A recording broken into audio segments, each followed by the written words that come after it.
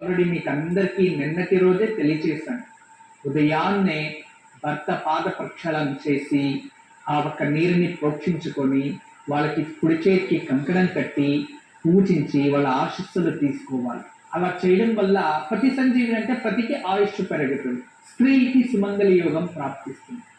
వాళ్ళిద్దరిలో సఖ్యత, గౌరవం, అనురాగం, అనుకంపాలు పెరుగుతాయి. చూడండి, ఇప్పుడు మీకు తెలియచేసేది ఈరోజు జ్యోతిర్భీమేశ్వర వ్రతం.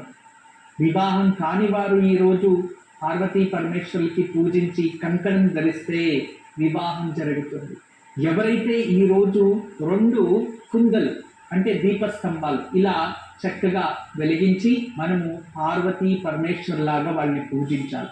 అదే ఈరోజు విశేషమైన రోజు. ఇలా ఎవరైతే పూజించి ఆ పార్వతీ పరమేశ్వరుని ఆరాధిస్తారో అటువంటి వారికి వైవాహిక జీవితం ఆనందదాయకంగా ఉంటుంది అని అర్థం. అందరూ ఆచరించండి. అందరికీ శుభం జరగాలని మనస్ఫూర్తిగా కోరుకుంటున్నాను. అంతేకాదు ఈరోజు చాలా విశేషమైన రోజు. ఈరోజు పరమేశ్వరుడికి ఎవరైతే నీరుతో, పాలతో, తేనెతో మన ఇంట్లో ఏవైతే మంగళ ద్రవ్యాలు దొరుకుతాయో వాటితో భక్తిపూర్వకంగా శివాభిషేకం, శివార్చన చేస్తే మహాపుణ్యఫలం ప్రాప్తిస్తుంది. విశేషంగా ఈ జ్యోతిర్భీమేశ్వర వ్రతం రోజు శివుడికి అభిషేకం చేయడం వల్ల ఎటువంటి నవగ్రహాల బాధ ఉన్నా దాని నుంచి విముక్తి లభిస్తుంది అని శివపురాణంలో లిఖితత్వంగా ఉంది. అందువల్ల ఆచరించండి, పూజించండి. ఒక స్నేహం కావచ్చు, బంధం కావచ్చు, కుటుంబంలో కుటుంబ సంబంధాలు కావచ్చు, అవి ఏదో గొడవచ్చో వాళ్ళు దూరం అయిపోతారు అనుకునేది చాలా తప్పు. ఎందుకంటే అవే కారణాలు అనుకుంటే వాటి వల్ల ఎవరు విడిపోవట్లేదు. కానీ కొన్ని సంబంధాలు విడిపోవడానికి కారణం ఏంటంటే ఒకటే, ఆ సంబంధాలకి విలువలు ఇవ్వనప్పుడు, ఆ సంబంధాల్లో గౌరవం లేనప్పుడు తెలియకుండానే వాళ్ళు దూరం అయిపోతారు.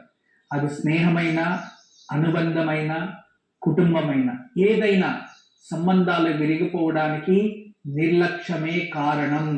అది పరమసత్యం. అయితే ఇంకా కొందరు ఎంత ప్రేమిస్తారు, ఎంత మంచిగా చూసుకుంటారో, ఎంత ఆరాధిస్తారో, ఎంత స్నేహితులుగా ఉంటారో వాళ్ళని ఎక్కువ పరీక్షిస్తూ ఉంటే ఆ పరీక్షించి ఆఖరికి ఆ పరీక్ష అనేది విరుద్ధాత్మకంగా అయిపోయి ఆ ఒక్క సంబంధాలు పర్మనెంట్గా దూరం అయిపోతాయి.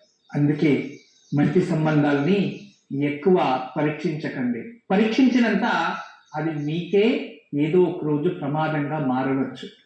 ఇది విశేషంగా గరుడ పురాణంలో ఏం తెలియచేస్తుందంటే, ఒక వ్యక్తి కుటుంబం పైన ఎంత ప్రేమ, ఎంత ఆప్యాయత, ఎంత కరుణ, ఎంత అఫెక్షన్ అనేది ఉంటుందో వాళ్ళు ప్రేతాత్మకంగా మారిన తర్వాత ఆ ప్రేమ విరుద్ధాత్మకంగా మారుతుందంట. అంటే ఏదైనా క్రోధంతో, బాధతో వాళ్ళు చనిపోతే ఖచ్చితంగా ఆ కర్మఫలం జన్మ జన్మాంతరం మిమ్మల్ని వెంటాడేలా చేసేస్తుంది. ఆ శాపాలకి దారి తెచ్చుకోకండి. ఎవరిని అతిగా పరీక్షించకండి. ఎవరిని మానసికంగా క్షోభలా అనుభవించేలా చేయకండి. అయినంత వరకు సంతోషంగా ఉండడానికి ప్రయత్నించండి. ఎక్కడైతే సంతోషము, ఆప్యాయత, అనురాగం, అనుకంపం ఉంటుందో అక్కడ భగవంతుడు కూడా ఖచ్చితంగా ఉంటాడు. చూడండి, కారణం లేకుండా ఏమీ జరగదు. ప్రతి ఒక్క దానికి రుణానుబంధం అన్నట్టు కారణాలు ఉంటాయి. కారణాలు ఉంటేనే కొన్ని సంబంధాలు ఏర్పడతాయి.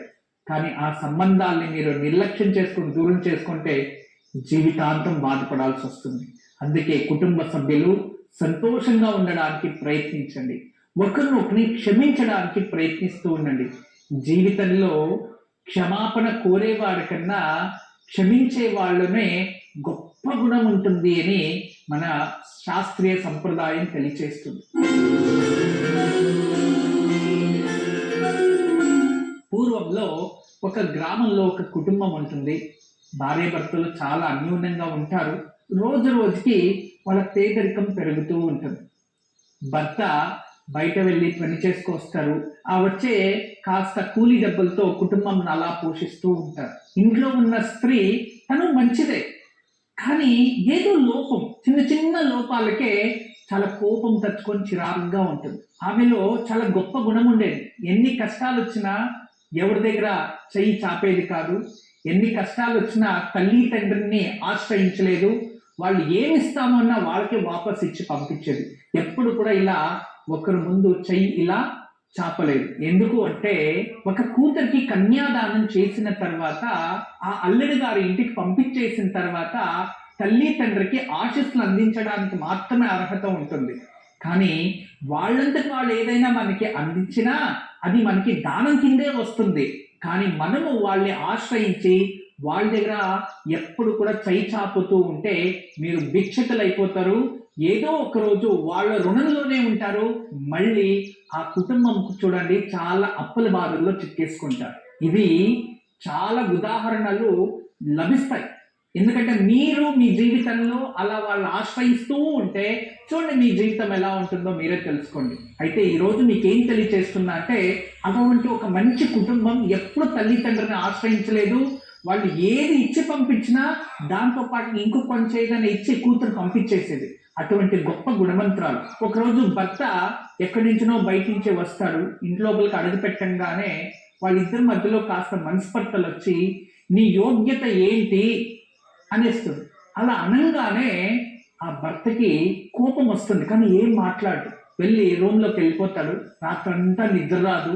ఏదో తెలియని బాధ, ఆవేదన అతనికి, ఆ పురుషుడికి. తర్వాత ఆ భార్య మెత్తగా వచ్చి, ఏమండి నన్ను క్షమించండి, కోపంలో నేను అలా అనేసాను, నన్ను దయచేసి క్షమించండి, ఎప్పుడు నేను అలా అనకూడదు అనేసాను, నన్ను క్షమించండి అంటే అప్పుడు తలపైన చేయి పెట్టి, నువ్వు అనే దాంట్లో తప్పేం లేదు, కానీ ఒకటి మాత్రం గుర్తుపెట్టుకో, ప్రపంచంలో అన్నిటికన్నా బాధ పెట్టే గాయం ఏదైనా ఉంది అంటే అది మాటలతో వచ్చే గాయాలు మాత్రమే. ఎప్పుడే కానీ ఇక నుండి జీవితంలో నేనున్నా లేకపోయినా పిల్లల దగ్గర బయట ఎక్కడైనా కానీ జాగ్రత్తగా మాట్లాడు. ఎందుకంటే కొన్ని మాటలు ఆయుధాల కన్నా బలమైనవి. అవి మనసుని, మనిషిని, ఇతరుల మనస్సాక్షి పైన అది ప్రభావం చూపించేస్తుంది.